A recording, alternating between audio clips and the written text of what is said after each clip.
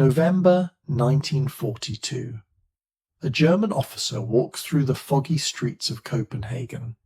He never hears the shot. He never sees the weapon. One moment he is alive, the next he is dead on the cobblestones, and his killer is already 3 streets away, the murder weapon tucked inside a coat sleeve.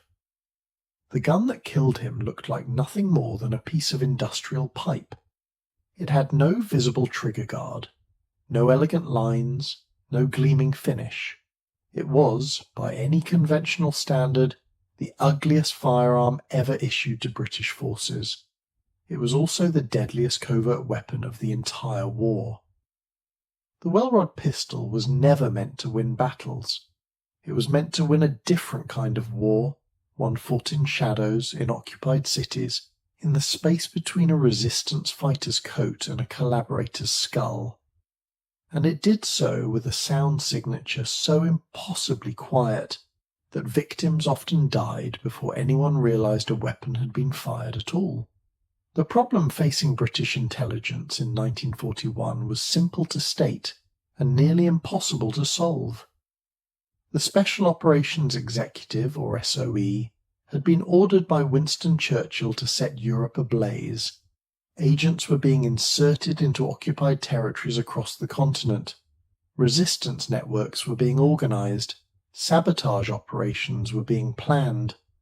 But there was one critical gap in the arsenal. When an SOE agent needed to eliminate a target silently, the options were medieval. Knives required getting within arm's reach. Garrots required strength and favourable positioning.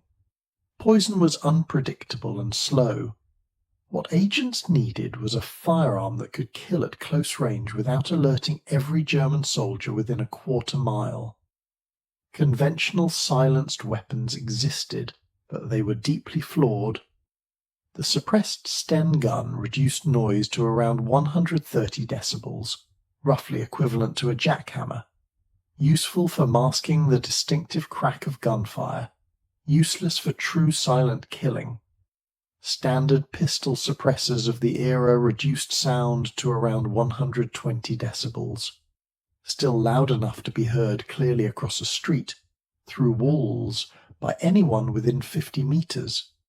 SOE needed something that had never existed before. A weapon so quiet it could be fired in a crowded building without drawing attention. A weapon so simple it could not malfunction at the critical moment. A weapon so compact it could disappear inside clothing. The specification seemed impossible. The task fell to a small team at the Inter-Services Research Bureau, Station 9, located in Welwyn Garden City, north of London. The lead designers were Major Hugh Reeves and a small group of engineers whose names have been largely lost to classification. They approached the problem not as gunsmiths but as acoustic engineers. The sound of a gunshot comes from 3 sources. First, the explosion of propellant gases escaping the barrel. Second, the supersonic crack of the bullet breaking the sound barrier. Third, the mechanical action of the weapon cycling. To achieve true silence, all 3 had to be eliminated. The Wellrod team started with the bullet. Standard 9mm parabellum ammunition travels at around 350 meters per second, well above the speed of sound, which is approximately 343 meters per second at sea level. Every shot would produce a sonic crack regardless of how well the gases were suppressed. The solution was simple.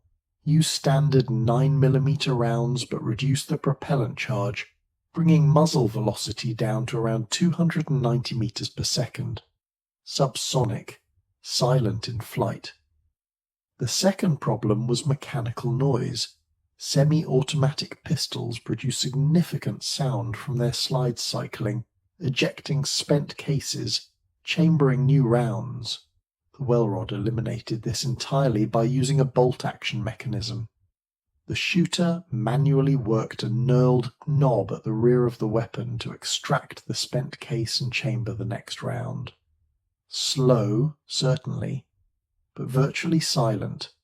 The third and greatest challenge was the propellant gases. When a bullet leaves the barrel, the expanding gases behind it create a miniature explosion at the muzzle. This is what produces the characteristic bang of gunfire. The Wellrod addressed this with an integrated suppressor that was revolutionary in its simplicity and effectiveness. The suppressor was not an attachment, it was the weapon. The entire front section of the Wellrod, comprising roughly 2/3 of its length, consisted of a series of baffles and expansion chambers.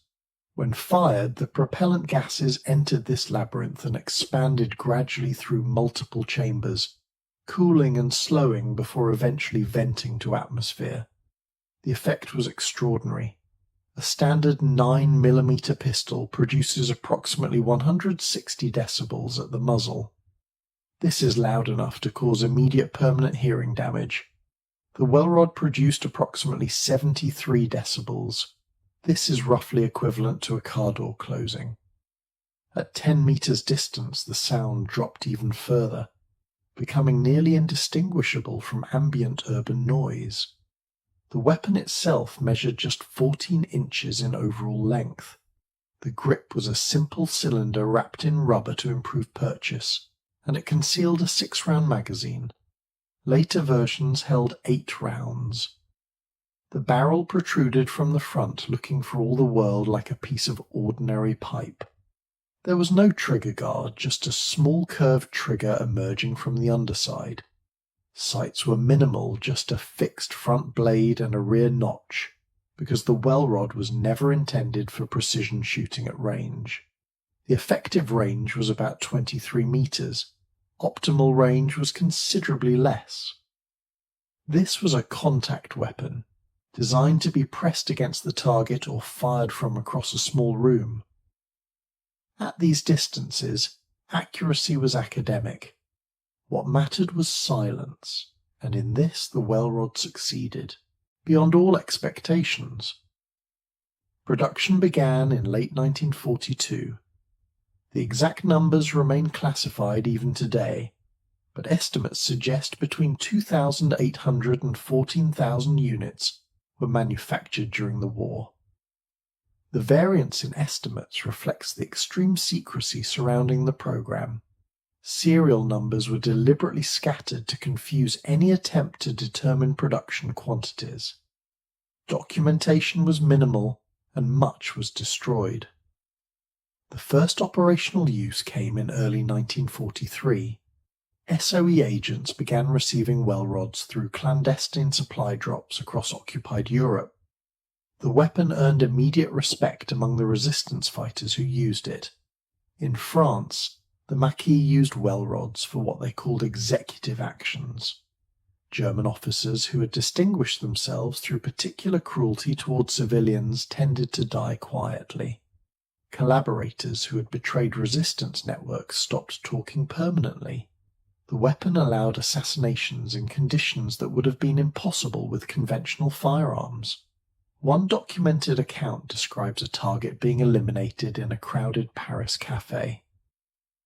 The killer walked out through a room full of people, none of whom realized what had happened until the body was discovered. In Denmark, the Holger Danske resistance group employed Wellrods extensively. Their targets included Danish Nazis, Gestapo informants, and German intelligence officers.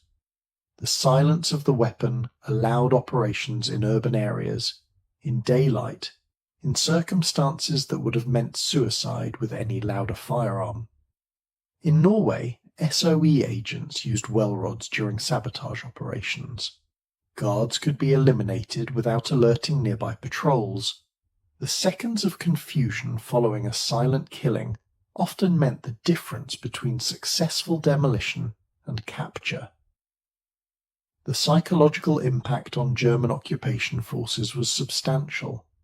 Officers began to realize that the silence of a room offered no protection. The absence of gunfire did not mean the absence of danger. Informants became harder to recruit when potential collaborators understood that betraying the resistance might mean death without warning, without sound, without any chance to call for help.